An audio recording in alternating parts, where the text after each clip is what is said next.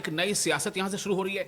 क्या जम्मू कश्मीर के सियासत में एक नया बाब शुरू हो रहा है, या फिर क्या यूं कह लें कि क्या एक कहीं ना कहीं जिस तरह से अपोजिशन से जो एक चुनौती या हम कहते हैं चेतावनी सामने आ रही है, ये क्या बता रहा है? तो सबने इशारा दिया था कुछ ना कुछ होने वाला है रिजर्वेशन पर। जी, इंतज़ार तो था और इशू भी इतना बड़ा है कि इंतज़ार रहना भी चाहिए था।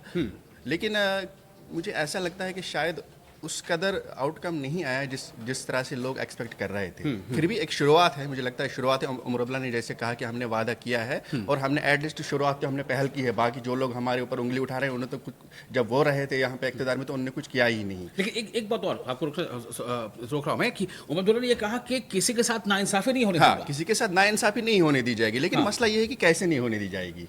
क्योंकि अब अगर आपके पास रिजर्वेशन है, कोटा तो लिमिटेड है, जितना है उतना आप उसको बढ़ा नहीं सकते, तो किसी को कम करना पड़ेगा, किसी का बढ़ाना पड़ेगा।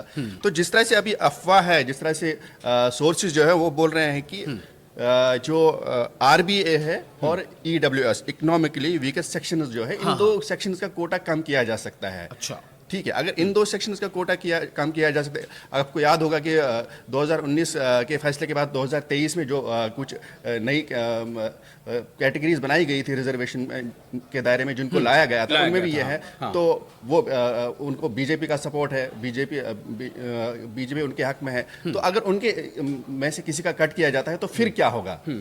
तो जैसे आप बोल रहे थे कि ये एक ऐसा जिन्न है कि शायद जो इनका साथ नहीं छूटेगा, मुझे लगता है कि अभी अगर आज जो भी फैसला हुआ है, अब वो एलजी के पास गया है। पहले तो ये भी देखना है कि एलजी का क्या उस पर रहेगा, कहीं वो रोड़े नाटक है इनके इसमें। इसलिए शायद उमर अब्दुल्ला ने ये कहा कि अभी चूंकि जिन 22 अलग अलग मुद्दों पर बातचीत हुई है, उन्होंने शुरू में तो हालांकि गिनाया कि हमने इस पर भी बात की, हमने इस पर भी बात की, कि सबसे अहम जो उन्होंने कहा रिजर्वेशन, और उस पर फिर वो आकर रुक गए। और साथ ही ये कहा कि हमारा ये वादा भी था और हमने इस पर कदम आगे बढ़ाया है, और लेकिन हम किसी के साथ नाइंसाफी नहीं होने देंगे। अब मैं इस पर आना चाहता हूं कि उमर अब्दुल्ला ने अपने इसी खिताब में ये भी कहा कि मुझे धमकियां मिल रही हैं।